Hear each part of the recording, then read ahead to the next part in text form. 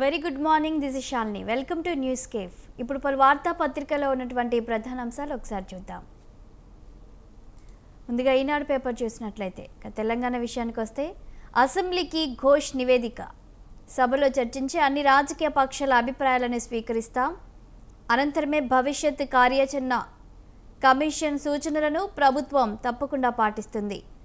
ఇందులో ఎలాంటి శషభిషాలు లేవు. ముఖ్యమంత్రి రేవంత్ రెడ్డి కాళేశ్వరం నివేదికకు మంత్రి మండలి ఆమోదం అని కూడా ఇవన్నీ విషయాలు చెప్పినట్లు చూడొచ్చు.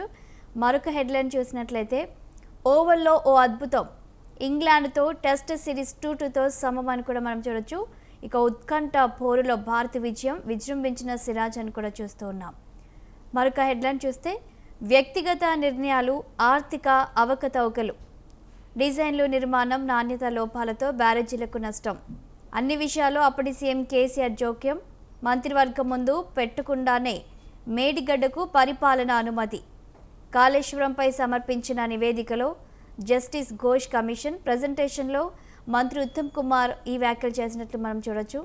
అలాగే గత సీఎం నాటి మంత్రులపై నిర్ణయం ప్రభుత్వానిదే, అధికారులపై చట్ట ప్రకారం చర్యలు తీసుకోవాలని కమిషన్ సూచించినట్లు కూడా చూడొచ్చు. నెక్స్ట్ మరొక న్యూస్ కనుక చూస్తే మూగబోయిన గిరిజన గలం, జేఎంఎం అగ్రనేత షిబు సోరెన్ కన్నుమూత. జార్ఖండ్ ఏర్పాటులో ఆయన కీలక పాత్ర పోషించినట్లు తెలుస్తోంది. అలాగే కేంద్ర మంత్రిగా, సీఎంగా కూడా సేవలు అందించినట్లు కూడా తెలుస్తోంది. నెక్స్ట్ మరొక న్యూస్ కనుక చూస్తే మార్గదర్శి ఫైనాన్షియర్స్పై క్రిమినల్ కేసు కొట్టివేత. నెక్స్ట్ మరొక న్యూస్ చూస్తే నిజమైన భారతీయులు అలాంటి మాటలు అనరు. రాహుల్ గాంధీకి సుప్రీంకోర్టు మందలింపు. కాంగ్రెస్ అగ్రనేతపై లక్నో ట్రయల్ కోర్టు విచారణ నిలిపివేత అని కూడా చూస్తూ ఉన్నాము. మరొక న్యూస్ చూస్తే భారత్పై సుంకాలు మరింతగా పెంచుతాని అమెరికా అధ్యక్షుడు ట్రంప్ బెదిరించినట్లు కూడా మనం న్యూస్లో చూడొచ్చు. అలాగే రాజధానిలో కుండపోత వర్షం, వరద కాలు వల్ల రహదారులు, కుత్బుల్లాపూర్లో అత్యధికంగా 15 సెంటీమీటర్ల వర్షపాతం నమోదైంది. ఇంకా ఈ వర్షంతో హైదరాబాద్ అంతా అతలకుతలమైనట్లు కూడా తెలుస్తుంది వరదలతో. కివి ఈనాడు పేపర్లో ఉన్నటువంటి, తెలంగాణ పేపర్లో ఉన్నటువంటి మెయిన్ హెడ్లైన్స్. నెక్స్ట్ ఏపీ విషయానికి వస్తే కనుక అత్యధిక తలసరి ఆదాయం సాధించాలి, వ్యవసాయ ఉత్పత్తులకు విలువ జోడించాలి, అప్పుడే అధిక జిఎస్డిపి సాధ్యమని, రాష్ట్ర ఆర్థిక అభివృద్ధి, ప్రజలకు నాణ్యమైన జీవనం రెండు ముఖ్యమని ముఖ్యమంత్రి చంద్రబాబు చెప్పినట్లు కూడా మనం చూడొచ్చు. అలాగే అమరావతిలో 250 ఎకరాల్లో కల్చర్ డిస్ట్రిక్ట్ అని కూడా మనం చూస్తూ ఉన్నాం. ఇక మరొక హెడ్లైన్కి వస్తే 5 రకాల బస్సులో మహిళలకు ఉచిత ప్రయాణం, రాష్ట్రంలో ఎక్కడి నుంచి ఎక్కడికైనా వెళ్లే వెసులుబాటు, ఆధార్, ఓటర్, రేషన్ కార్డులో ఏది చూపించినా చాలు. మంత్రి రాంప్రసాద్ రెడ్డి మరి ఈ విషయాలు వెల్లడించినట్లు మనం చూడొచ్చు. నెక్స్ట్ మరొక న్యూస్ కనుక చూస్తే శ్రీవారి పవిత్రోత్సవాలకు శాస్త్రోక్తంగా అంకురార్పణ. అలాగే ఇంజనీరింగ్ 2వ విడత సీట్ల కేటాయింపు వాయిదా. ఏపీ హైకోర్టు న్యాయమూర్తిగా తుహిన్ కుమార్ ప్రమాణ స్వీకారం చేసినట్లు మనం చూడొచ్చు. అలాగే మరొక న్యూస్ కనుక చూసినట్లయితే సిఐడిని సింగపూర్ పంపి అక్కడి సంస్థలను వేధించారు. గత ప్రభుత్వంపై మంత్రి నారిన మండిపాటను కూడా చూడొచ్చు. అలాగే అధికార భాషా సంఘానికి మండలి పేరు, మండలి వెంకట కృష్ణారావు శత జయంతి ఉత్సవాల్లో చంద్రబాబు అని కూడా మనం చూస్తూ ఉన్నాము. నెక్స్ట్ మరొక న్యూస్ కనుక చూసినట్లయితే నమస్తే తెలంగాణ పేపర్ చూసినట్లయితే కమిషన్ ఒక మిషా, కాంగ్రెస్ ఆత్మఘోష అని కూడా మనం చూడొచ్చు. తమ్మిడిహట్టి జపం చేసిన జ్యుడిషియల్ కమిషన్, అలాగే సర్కారీ చిలక ఘోష్ నివేదిక అని కూడా కొన్ని హెడ్లైన్స్ని మనం ఇక్కడ చూస్తున్నాము. కాళేశ్వరం కట్టడం కేసీఆర్ చేసిన నేరమట, 3.5 ఏళ్లలో పూర్తి చేయడం తప్పేనట అన్నటువంటి కాళేశ్వరానికి సంబంధించిన కొన్ని హెడ్లైన్స్ అయితే మనం ఇక్కడ చూడొచ్చు. అండ్ అదేవిధంగా ఇక సాక్షి పేపర్ కనుక చూసినట్లయితే సూత్రధారి చంద్రబాబే, పాత్రధారులు టీడీపీ వర్గీలే, పెదబాబుకు దగ్గర, చిన్నబాబుకు మరీ దగ్గర. ఇది రెడ్ బుక్ కుట్ర కపట నాటకం. తీగిల విజయేందర్ రెడ్డి సహకారంతోనే 11 కోట్ల రూపాయలు జప్తు డ్రామా అని కూడా మనం చూస్తూ ఉన్నాము సాక్షి పేపర్లో. అలాగే మరొక న్యూస్ కనుక చూస్తే బలిపీఠంపై విద్యార్థుల భవిత. తెలంగాణలో ఇంటర్ చదివిన ఏపీ విద్యార్థులను స్థానికేతరులుగా పరిగణించడంపై హైకోర్టు విస్మయం అని కూడా మరొక న్యూస్ని అయితే ఇక్కడ మనం చూడొచ్చు. అలాగే 4150 కోట్ల అంచనాతో విజయవాడ మెట్రో తొలి దశ పనులు, ఏపీ ఎంఆర్సీఎల్ టెండర్ నోటిఫికేషన్ జారీ, ఈపీసీ పద్ధతిలో 30 నెలల్లో పూర్తి చేయాలని నిర్దేశించినట్లు కూడా మనం చూస్తున్నాం. ఇక పోలీస్ విచారణకు మాజీ మంత్రి అనిల్ 6 గంటల పాటు విచారణ, 36 ప్రశ్నలు వేసిన పోలీసులు, లిఖితపూర్వక సమాధానాలు ఇచ్చిన మాజీ మంత్రి. నెల్లూరు రూరల్ డీఎస్పీ కార్యాలయం వద్ద భారీ బందోబస్తు అన్నట్లు కూడా మరొక న్యూస్ అయితే మనం చూస్తూ ఉన్నాము. రైతు పక్షాన రణగర్జన, అన్నదాతలకు అండగా రాష్ట్ర వ్యాప్తంగా వైఎస్ఆర్సీపీ పోరాటం, యూరియా సహా ఎరువుల కొరత తీర్చాలంటూ కదం తొక్కిన ప్రతిపక్షం, ఎరువులు సబ్సిడీపై అందించాలని డిమాండ్, జిల్లాల కలెక్టర్లకు వినతి పత్రాల సమర్పణ, ప్రతి చోట పెద్ద ఎత్తున తరలి వచ్చిన పార్టీ నాయకులు, రైతులను కూడా మనం చిత్రంలో చూడొచ్చు. నెక్స్ట్ మరొక న్యూస్ కనుక చూస్తే, పీపుల్ విజన్, నేచర్, టెక్నాలజీలకు ప్రాధాన్యం, నాణ్యమైన జీవన ప్రమాణాలు లక్ష్యంగా ప్రణాళికలు అని కూడా సీఎం చంద్రబాబు చెప్పినట్లు కూడా మనం ఇక్కడ చూడొచ్చు. నెక్స్ట్ మరొక న్యూస్ పేపర్ కనుక చూసినట్లయితే,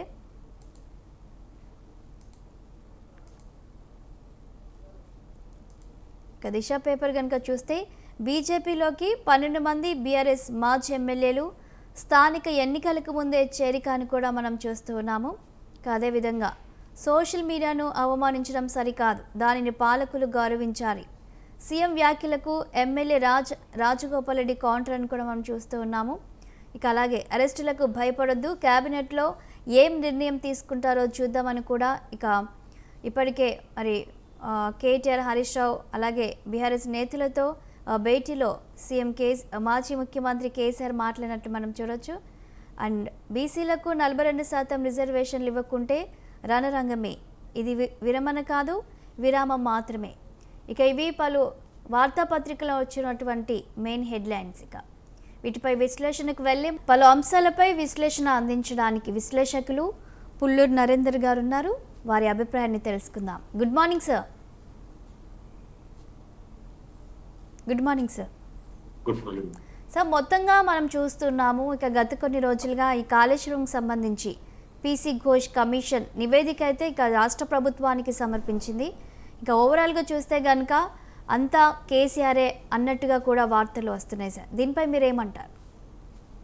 అంటే ఇప్పుడు ఈరోజు తెలంగాణ రాష్ట్ర ప్రజలు ఎంతో ఆసక్తిగా ఎదురు చూస్తున్న అంశం కాళేశ్వరం. దానికి సంబంధించి నిన్న జరిగిన కేబినెట్ సమావేశంలో ముఖ్యమంత్రి రేవంత్ రెడ్డి గారు ఏదైతే పీసీ ఘోష్ కమిషన్ వాళ్ళు సమర్పించిన 665 పేజీల నివేదిక, దాని మీద 3 అధికారులతో కూడిన సంక్షిప్త నివేదిక గురించి ఉత్తమ్ కుమార్ రెడ్డి గారు కూడా వివరించడం జరిగింది. అంటే ఈ రోజు ఏదైతే అంటే తెలంగాణకు ఒక ప్రతిష్టాత్మకమైన ఇరిగేషన్ ప్రాజెక్ట్ కింద ఉన్న కాళేశ్వరం ప్రాజెక్టు ఈ రోజు కాళేశ్వరం సంబంధించి చాలా ఇబ్బందికరమైన పరిస్థితి. అంటే ఈ రోజు ఆర్థికంగా కానివ్వండి, ఈ అగ్రికల్చర్ పాయింట్ ఆఫ్ వ్యూలో కానివ్వండి, అన్ని రకాలుగా కూడా తెలంగాణకు నష్టం జరుగుతుంది.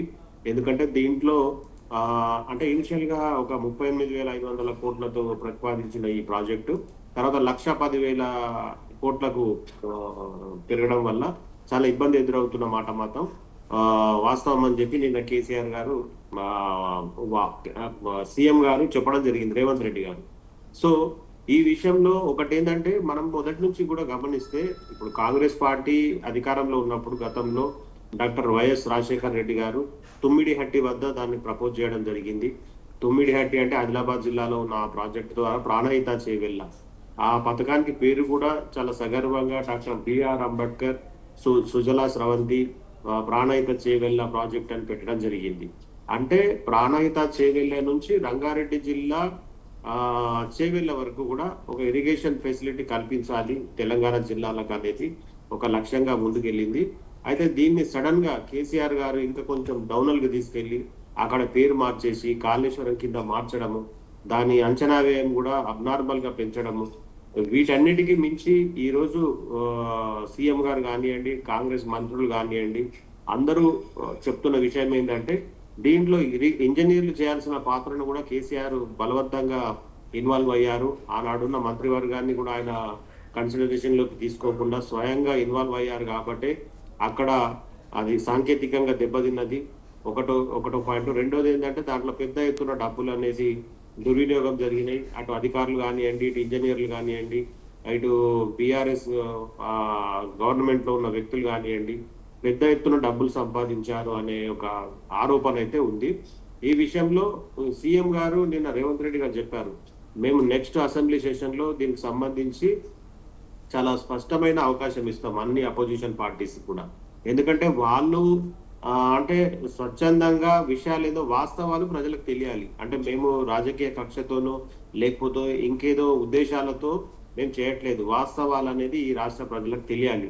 తెలిస్తే వాళ్ళు డిసైడ్ చేస్తారు ఎవరికి ఏ పనిష్మెంట్ ఇవ్వాలనేది. కాబట్టి దీని మీద చర్చ జరుపుదామని కూడా ఆయన నిన్న ప్రకటించడం జరిగింది. కాకపోతే మరి ఈ అంశంలో బీఆర్ఎస్ పార్టీ స్పందన ఎలా ఉండబోతుంది? నిన్నైతే ఆ మాజీ ముఖ్యమంత్రి కేసీఆర్ గారు ఆయన ఫామ్ హౌస్ లో కొంతమంది బీఆర్ఎస్ నాయకులతో ఈ అంశంపై డిస్కస్ చేయడం జరిగింది. ఆయన కూడా ఏ క్షణంలోనైనా ప్రభుత్వం చర్యలు తీసుకుంటే అరెస్ట్ ఎవరైనా అయ్యే అవకాశం ఉంది, కాకపోతే మనం కూడా వాస్తవాలు చెప్తామని చెప్పి ఆయన పాయింట్అవుట్ చేయడం జరిగింది. కాకపోతే ఈ కాళేశ్వరం అనేది ఇక్కడ మనం ఒకటి తెలంగాణ సామెత, కేసీఆర్ గారు చెప్పే సామెతనే మనం ఇక్కడ ఒకసారి గుర్తు చేసుకోవాలి. ఆయన అనేవాడు ఏమనంటే, కొట్టి వాళ్ళను పొడుగు వాళ్ళు దెబ్బతీస్తే పొడుగు వాళ్ళను పోచమ్మ దెబ్బతీస్తుంది అని చెప్పి ఆయన కామెంట్ చేసేవాడు. అంటే ఇప్పుడు ఇక్కడ అదే జరిగిందని మనం అనుకోవచ్చు. ఎందుకంటే ఇవాళ కేసీఆర్ గారు ఏదైతే కాళేశ్వరం పేరుతో ఆయన ఈరోజు ఉమ్మడి ఆదిలాబాద్, ఉమ్మడి కరీంనగర్, ఉమ్మడి మెదక్ ఇట్లా అన్ని జిల్లాలకు మేలు జరిగేటట్టు మేము ప్రయత్నం చేశామని చెప్పారు ఆయన. కానీ ఈ రోజు ఏదైతే కాళేశ్వరం ప్రాజెక్ట్ ఉందో ఆ కాళేశ్వరం సంబంధించి పోచమ్మనే దెబ్బతీసినట్టు అది కూలిపోవడంతోనే జనాలు నమ్మడం జరిగింది. ఏంటంటే దీంట్లో నాణ్యత లేదు, ఇదంతా కూడా అక్రమాలకు పుట్టగా మారింది అనే అనుమానం అనేది ప్రజల్లో వచ్చింది చాలా మందిలో. దాంతోనే మొన్నటి అసెంబ్లీ ఎన్నికల్లో కూడా బీఆర్ఎస్ పార్టీని ప్రజలు తిరస్కరించడం జరిగింది. ఎందుకంటే అది కాంగ్రెస్ వాళ్ళు, బీజేపీ వాళ్ళు లేదంటే ఎవరో వెళ్ళి అక్కడ డ్యామేజ్ చేసిన విషయం కాదు. ఎందుకంటే వాళ్ళంతా కూడా బీఆర్ఎస్ గవర్నమెంట్ లో కంప్లీట్ గా అనుమానాస్పదంగా వ్యవహారం చేయడం జరిగింది. అక్కడికి ఎవరిని వెళ్ళనివ్వలేదు.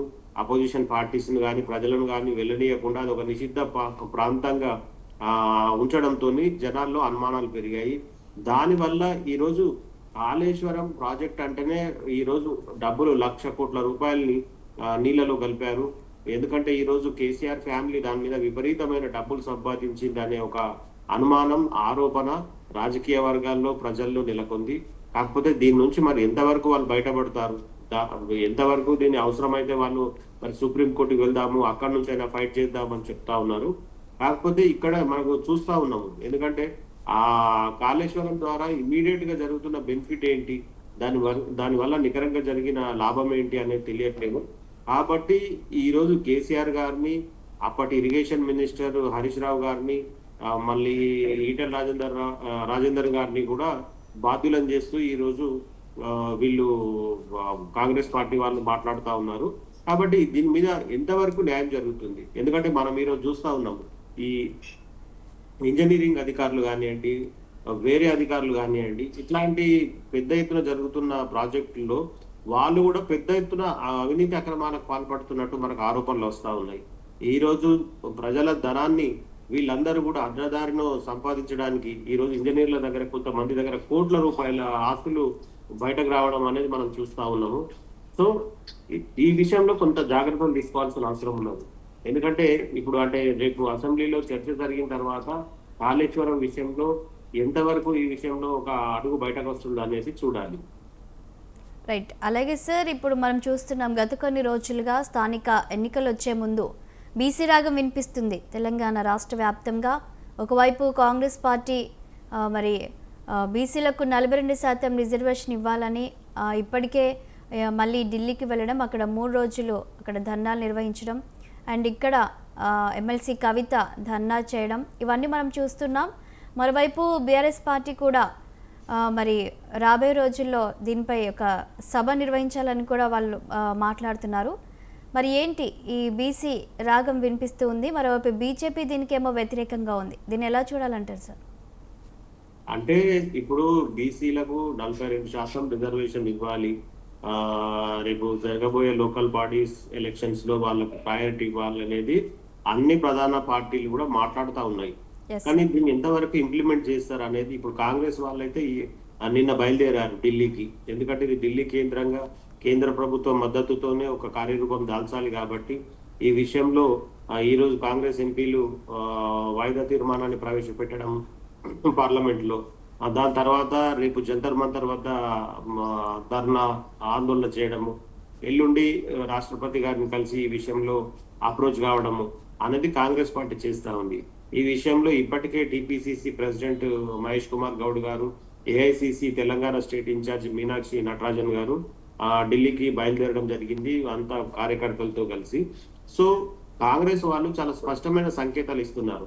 ఈ రోజు ముఖ్యమంత్రి గారు కూడా ఢిల్లీలో మకాం వేసి బీసీ రిజర్వేషన్ల కోసం ఆయన గట్టి ప్రయత్నం చేస్తా ఉన్నారు.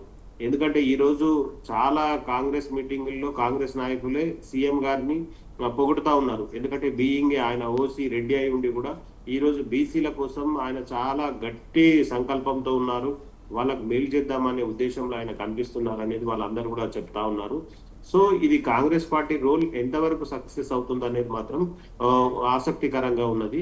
ఎంతవరకు ఇది సక్సెస్ అవుతుంది, వాళ్ళకు రేపు జరగబోయే లోకల్ బాడీ ఎలక్షన్స్ అర్బన్ కానివ్వండి, రూరల్ కానివ్వండి, అక్కడ జరిగే ఎలక్షన్స్ లో కాంగ్రెస్ పార్టీ ఎంతవరకు బెనిఫిట్ అవుతుంది, ఎంతవరకు ఇంప్లిమెంట్ చేస్తుంది బీసీ రిజర్వేషన్లు అనేది చూడాలి. రెండోది, బీఆర్ఎస్ పార్టీ ఈ రోజు రాజకీయంగా దెబ్బతిని పక్కనున్న పార్టీ రేపు జరగబోయే, ఇప్పుడు ఎందుకంటే ఈ రోజు మనం చూసాము అసెంబ్లీ ఎలక్షన్స్ లో ఓడిపోయింది, ఈ రోజు పార్లమెంట్ ఎలక్షన్స్ లో 0 అయిపోయింది, ఎమ్మెల్సీ ఎలక్షన్స్ లో కాంటెస్ట్ చేయడానికే వెనక్కి వచ్చింది. అట్లాంటి పార్టీ రేపు లోకల్ బాడీ ఎలక్షన్స్ లో కంటెస్ట్ చేసి తమకు స్థానం ఉంది, మేము తెలంగాణ ప్రజల గుండెల్లో ఇంకా ఉన్నాము, రేపు మళ్ళీ మేము కోలుకుంటాము అనేది వాళ్ళకు ఒక గట్టి సంకల్పంగా ఉన్నది. ఎందుకంటే ఈ రోజు బీఆర్ఎస్ పార్టీ ఆ రోజు టిఆర్ఎస్ పేరుతో ఉన్న పార్టీ ఈ రోజు రాజకీయంగా నిలబడిందంటే లోకల్ బాడీ ఎలక్షన్సే. ఆ రోజు 2021 సంవత్సరంలో జరిగిన ఆ పార్టీ పుట్టిన తర్వాత వెంటనే జరిగిన లోకల్ బాడీ ఎలక్షన్స్ లో ప్రజలు ఇటు నిజామాబాద్ జిల్లాలో అటు కరీంనగర్ జిల్లాలో చాలా ఎక్కువ సంఖ్యలో లోకల్ బాడీ ఎలక్షన్స్ లో ఆ పార్టీని గెలిపించడము, వాళ్ళు కూడా మాకు తెలంగాణ కోసం పోరాడుతున్నాం కాబట్టి మాకు యాక్సెప్టెన్స్ ఉంది అని చెప్పేసి ఒక బలంతో ముందుకు వెళ్ళడం జరిగింది. సేమ్ ఇప్పుడు అదే మళ్ళీ వాళ్ళు రిపీట్ చేసుకోవడానికి ప్రయత్నం చేస్తా ఉన్నారు. ఎందుకంటే రేపు లోకల్ బాడీ ఎలక్షన్స్ లో కూడా బీఆర్ఎస్ పార్టీ అనేది అడ్రస్ లేకుండా పోతే ఆ పార్టీకి తెలంగాణలో తెలుగుదేశం పార్టీకి పట్టిన గతే పడుతుంది అనేది కొంతమంది రాజకీయ విమర్శకులు అభిప్రాయపడతా ఉన్నారు. ఎందుకంటే ఈ రోజు తెలుగుదేశం పార్టీ చాలా స్ట్రాంగ్ పార్టీ, క్యాడర్ బేస్డ్ ఉన్న పార్టీ ఈ రోజు రాష్ట్రం విడిపోయిన తర్వాత అడ్రస్ లేకుండా పోయింది తెలంగాణలో. సేమ్ ఇప్పుడు అదే పరిస్థితి బీఆర్ఎస్ పార్టీకి కూడా ఎదురవుతుంది అనే అనుమానం ఉంది. సో ఈ అనుమానాన్ని దూరం చేయాలంటే బీఆర్ఎస్ కు ఉన్న ఏకైక అవకాశం ఈ రోజు లోకల్ బాడీ ఎలక్షన్సే. అందుకే వాళ్ళు ఆందోళనలు చేస్తారా, టికెట్లు ఇస్తారా, లేకపోతే సుప్రీం కోర్టుకు వెళ్తారా, లీగల్ ఫైట్ చేస్తారా, ఏ ఫైట్ చేసైనా వాళ్ళు నిరూపించడానికి ప్రయత్నం చేస్తా ఉన్నారు. అందులో భాగంగానే ఈ రోజు బీఆర్ఎస్ ఎమ్మెల్సీ కేసీఆర్ గారి డాటర్ కవిత గారు కూడా 72 గంటలు దీక్ష చేస్తా అని చెప్పి ఆమె ముందుకు రావడము, తర్వాత నిన్న ఆమె పెద్ద ఎత్తున చేయడము చూసాం. అయితే ఇది ఎంతవరకు ఇంప్లిమెంట్ చేస్తారు? ఎందుకంటే ఈ రోజు బీసీలకు టికెట్లు ఇచ్చినా మరి ఎన్ని టికెట్లు ఇస్తారు, ఎన్ని గెలుస్తుంది? టికెట్లు ఇవ్వడం అంటే ఓడిపోయే చోట టికెట్లు ఇవ్వడం కాదు, గెలిచే చోట ఎంతమంది బీసీ లీడర్లను బీఆర్ఎస్ పార్టీ గెలిపిస్తుంది అన్నదే ఈ రోజు అందరి ముందు ఉన్న $1 మిలియన్ క్వశ్చన్. కాబట్టి ఆ విషయంలో మనకు రేపు లోకల్ బాడీ ఎలక్షన్స్ తర్వాత ఎవరికున్న చిత్తశుద్ధిని ప్రజలు నమ్ముతున్నారు అనేది బయటకు వస్తుంది. ఈ మూడో విషయానికి వస్తే ఈ రోజు బీజేపీ పార్టీ, ఆ పార్టీ మొదటి నుంచి కూడా బీసీ వ్యతిరేకి అనే అభిప్రాయం ఉంది. కానీ వాస్తవానికి వాళ్ళు బీసీ లీడర్లను చాలా పెద్ద ఎత్తున ఆ పార్టీ అధిష్టానం ప్రోత్సహిస్తుంది. ఈ రోజు ఈటల రాజేందర్ గారు కానివ్వండి, ధర్మపురి అరవింద్ గారు కానివ్వండి, ఇట్లాంటి బీసీ లీడర్లందరూ ఈ రోజు బండి సంజయ్ గారు కానివ్వండి, వీళ్ళందరూ కూడా ఉన్నత స్థానాల్లో ఉన్నారు. ఎంపీలుగా ఈ రోజు కేంద్ర మంత్రి పదవి కానివ్వండి, బీజేపీ రాష్ట్ర అధ్యక్ష బాధ్యతలు కానివ్వండి, ఇవన్నీ కూడా ఇచ్చిన పరిస్థితి మనం చూసాం. సో వాళ్ళు కూడా ఇది ప్రూవ్ చేసుకోవడానికి ప్రయత్నం చేస్తా ఉన్నారు. కాకపోతే ఇది ఎంతవరకు సాధ్యమవుతుంది? ఎందుకంటే మనం రేపు జరగబోయే లోకల్ బాడీ ఎలక్షన్సే బీసీల పట్ల ఏ పార్టీకి ప్రాధాన్యత ఉంది, ఎవరు ఎన్ని టికెట్లు ఇచ్చారు, ఎంతమందిని గెలిపించారు అనేది మాత్రం కంటి ముందు కనిపించబోతా ఉంది. ఎందుకంటే ఇప్పుడు అన్ని పార్టీలు కూడా, ఎందుకంటే ఈ రోజు ఇంతకుముందు ప్రత్యేక రాష్ట్రం ఉద్యమము, తర్వాత ప్రత్యేక తెలంగాణలో అభివృద్ధి ఉద్యమము, ఇట్లాంటి అంశాలే ప్రధానంగా చర్చకు జరిగాయి. ఇప్పుడు అవి 2 దాటాము కాబట్టి ఇప్పుడు మూడో అంశం బీసీలను పట్టుకున్నారు. ఈ రోజున్న 3 ప్రధాన రాజకీయ పార్టీలు కూడా బీసీల అనే అంశం పైనే గట్టిగా పోరాడుతా ఉన్నారు. సో ఇది ఎంతవరకు నిజమవుతుంది అనేది మాత్రం మనకు రేపటి ఎలక్షన్స్ తర్వాత తెలుస్తుంది. రైట్. అలాగే సార్, మరొక అంశాన్ని కనుక చూస్తే రష్యా నుంచి ఆయిల్ కొనుగోళ్లు ఆపకుంటే ఇండియాపై మరిన్ని టారిఫ్లు పెంచుతామని కూడా అమెరికా అధ్యక్షుడు ట్రంప్ హెచ్చరిస్తున్నారు. ఈ నేపథ్యంలోనే మాకు దేశ ప్రయోజనాలే ముఖ్యమని కూడా మరి భారత్ నుంచి కౌంటర్ వెళ్ళినట్లు కూడా మనం చూస్తున్నాం సార్. అసలు రష్యాలో ఇంధనాన్ని ఎంకరేజ్ చేసేదే అమెరికా. మరి ఈ విధంగా మాట్లాడడాన్ని ఎలా చూడాలంటారు? అంటే ఇప్పుడు ఆల్రెడీ అమెరికన్ ప్రెసిడెంట్ ట్రంప్ గారు 25% ఈ ఏదైతే సుంకాలు పెంచేశారో దాంతోనే ఇబ్బందికరమైన పరిస్థితి ఉంది. కాకపోతే ఇక్కడ వాళ్ళ యాంగిల్లో వాళ్ళు చూస్తా ఉన్నారు. ఎందుకంటే ఇండియాను వాళ్ళు పాయింట్అవుట్ చేయడం ఏంటంటే, ఇప్పుడు మీరు రష్యా నుంచి ఎందుకు పెద్ద మొత్తంలో చమురు కొనుగోలు చేస్తా ఉన్నారు, ముడి చమురు, దాన్ని మీరు సొంతంగా వాడుకోవడమే కాకుండా ప్రపంచంలో బిజినెస్ చేస్తా ఉన్నారు అని చెప్పేసి అని ట్రంప్ గారు ప్రశ్నించడము. అంటే వాళ్ళకు సంబంధించి వాళ్ళు ఏంటంటే ఇది వరకు ఉన్న 25% ఈ సుంకాలే కాకుండా మేము మళ్ళీ పెంచుతాం మీ పైన, ఎందుకంటే మీ నుంచి వచ్చే ఎలాంటి వస్తువుల పైన అయినా మేము పెంచుతామని చెప్పి ఆయన హెచ్చరించడం జరిగింది. కాకపోతే వాళ్ళ పాయింట్ ఆఫ్ వ్యూ ఏంటంటే, మీరు ముడి చమురు ఇంతకు ముందు ఒక 1% కూడా కొనుగోలు చేయని ముడి చమురు రష్యా నుంచి ఇప్పుడు మీరు 35% వరకు పెరిగారు. అంటే ఇంత పెంచాల్సిన అవసరం ఏముంది? ఈ రోజు మీరు రష్యాకు ఇండియా ఇలా ముడి చమురు కొనుగోలు చేసి వాళ్ళకు ఆర్థికంగా దన్ను ఇవ్వడంతో వాళ్ళు ఈ రోజు ఉక్రెయిన్ పై ఉధృతంగా విరుచుకుపడతా ఉన్నారు. కొన్ని వేల మంది అక్కడ చనిపోతున్న పరిస్థితి మనం యుద్ధంలో చూస్తున్నాం అనేది అమెరికా వాదన. అందుకే మీరు తగ్గించండి, మీరు ఇలాంటి బిజినెస్ లో మీరు యాక్టివ్ గా ఉండొద్దు, మేము కూడా చర్యలు తీసుకుంటామని చెప్పి వాళ్ళు హెచ్చరించడం జరుగుతా ఉంది.